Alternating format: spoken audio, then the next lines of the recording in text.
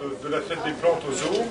Je suis très heureux déjà parce qu'il fait extrêmement beau et que ce premier week-end véritable de printemps va signer un grand succès pour cette manifestation. L'objectif clairement affirmé par ses organisateurs est de dépasser les 15 000 personnes. C'est bien ça, on va y arriver. Il faut y croire, on va y arriver. Vu la présence déjà d'un nombreux public ce matin à l'inauguration, je pense que c'est un chiffre qui, en premier lieu, pour nos exposants, pour le zoo en lui-même, va être largement dépassé. Et je crois qu'on ne peut que s'en réjouir pour faire tout l'honneur que l'on doit à la Blanche du Bolberg, sur laquelle je reviendrai dans quelques instants.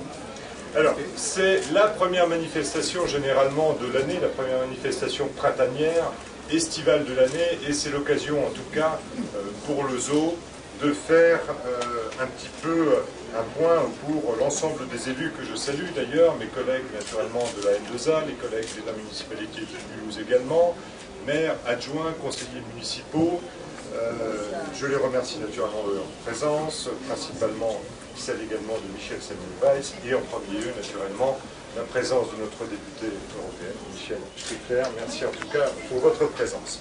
Alors, ce n'est pas en parlant d'eux que je parlais des nouveautés, mais bien sûr en parlant de l'ensemble de l'effort porté par l'équipe du zoo, à savoir une présence renforcée de nouvelles espèces, des espèces de rhododendron ou de pivoine, également tous les nouveaux espaces en termes de développement floraux, les tulipes, un certain nombre de nouvelles espèces venues de Chine et du Japon, et surtout un nouvel événementiel cette année que vous avez déjà pu voir décliner également, l'événementiel 2010 autour de la thématique de zoo en collaboration avec le journal L'Alsace.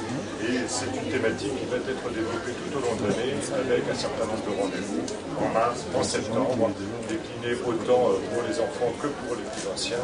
En tout cas, merci d'ores et déjà à cette collaboration, à notre partenaire, pour cette collaboration, notre partenaire l'Alsace. En tout cas, il est important, effectivement, 2009 a été une année importante avec la nouvelle entrée, 2010 se poursuit dans cette dynamique de nouvelles constructions, d'abord un petit peu différent cette fois-ci des espaces consacrés aux animaux, puisque une nouvelle espèce arrive aux zoo, les suricates. Vous ne savez pas exactement ce que c'est, merci à Catherine Feller de me le préciser dans l'excellente note qu'elle nous a produite. Les suricates, ce sont des petits mammifères insectivores habitant dans les régions désertiques d'Afrique. Voilà, bienvenue à eux, en tout cas on peut les applaudir.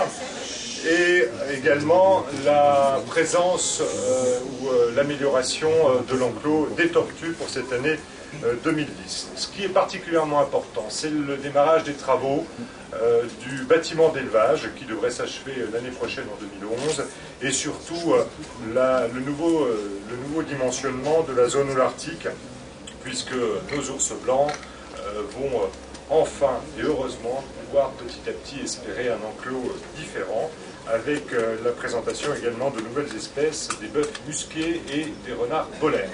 Voilà, nouveauté également, nous nous sommes arrêtés en tout début de partie officielle, nous sommes arrêtés devant l'énorme travail qu'ont réalisé l'ensemble des amis du zoo, qui est ce magnifique véhicule qui va permettre aux personnes à mobilité réduite de se développer, de se déplacer dans l'ensemble de notre parc et surtout de remonter cette pente finale souvent très difficile pour elles. Donc je pense là aussi qu'on peut d'ores et déjà largement les applaudir. Et merci à leur président Gérard Brissel pour ce travail qui a été fait là aussi en collaboration avec les services municipaux et avec Thierry Nicolas qui est en charge également de cette problématique-là au sein de notre équipe. Alors, cette 8e édition est une édition importante. 63 exposants sont présents aujourd'hui. On peut les remercier. Je crois que effectivement le beau temps et l'ensemble des conditions sont réunis pour que cette édition soit absolument parfaite.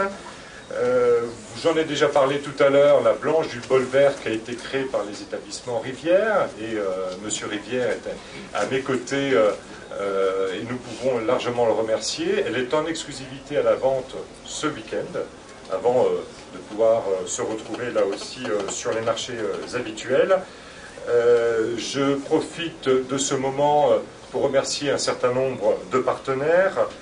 C'est tout d'abord ma jardinerie, excusez-moi, avec Monsieur Hessman, le journal L'Alsace, je l'ai déjà fait, l'association des Amis du Zoo, nous nous sommes déjà félicités de leurs actions, Michel Samuel Weiss naturellement, Fabrice Charletta en cadre d'adjoint, dans le cadre de ses fonctions d'adjoint, entre autres, en responsabilité des espaces verts.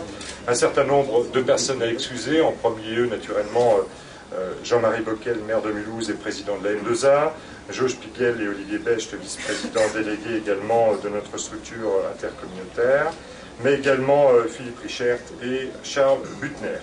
J'aimerais, si vous le voulez bien, avant que les applaudissements se fassent vraiment pour eux, remercier un certain nombre de personnes clés. Et je crois que l'occasion de cette manifestation nous permet vraiment de le faire avec chaleur.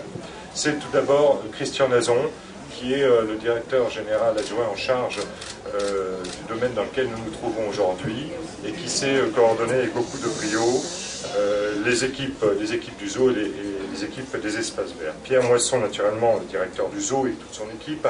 Merci à vous également. Une mention toute particulière pour Michel Ackermann et l'ensemble de l'équipe des artisans du zoo qui nous permet aujourd'hui de prendre plaisir dans cette manifestation. Philippe Memel également, directeur des espaces verts, avec l'ensemble de son équipe qui œuvre au quotidien pour donner à ce parc le lustre qu'il possède. Une mention toute particulière naturellement à Véronique Sius-Turlot et à sa collaboratrice Éléonore Jean-Dipanel pour leur travail remarquable également et pour l'organisation de cette manifestation. Et bien sûr, un grand merci à l'ensemble des 63 exposants. Je me suis attardé pour les remercier chez un certain nombre d'entre eux qui, pour les uns, font des kilomètres et pour les autres, reviennent avec passion chaque année. Un grand merci à eux, un grand merci à vous également pour votre présence. Et je vous invite d'ores et déjà au pot de l'amitié qui se trouve tout autour de nous. Merci également, naturellement, à M. Erhardt et à l'auberge du zoo pour son accueil. Merci. Nous vous redonnons maintenant le contrôle de votre appareil de télévision jusqu'à la prochaine émission de... Le furet mulhousien, oui.